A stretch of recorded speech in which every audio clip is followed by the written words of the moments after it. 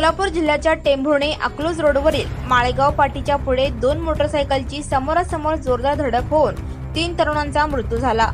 ही हृदयद्रावक घटना 8 जून रोजी सायंकाळी 6 वाजण्याच्या सुमारास घडली। मृतांमध्ये अकलूज व करकंब येथील तरुणांचा समावेश आहे।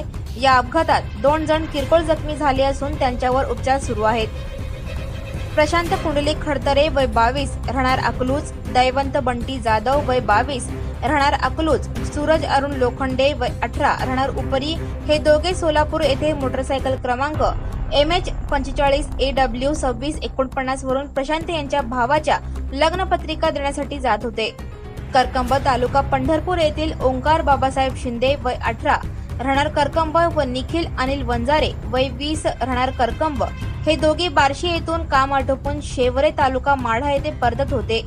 ते मोटरसायकल क्रमांक MH13 ER 2906 वर होते। दोन्ही मोटरसायकलची समोरासमोर धडक झाली। धडकेनंतर घटनास्थळीच प्रशांत खडतरेचा मृत्यू झाला। ओंकार शिंदेचा खासगी रुग्णालयात उपचार दरम्यान मृत्यू झाला, तर गंभीर जखमी निखिल वंजारे याचा सोलापुरात उपचार घेत असतानाच मृत्यू झाला। यात राहिलेले दोघेही जखमी झाले आहेत। या प्रकरणाचा पोलिसांकडून अधिक तपास सुरू आहे। Subscribe now and press the bell icon. Never miss an update.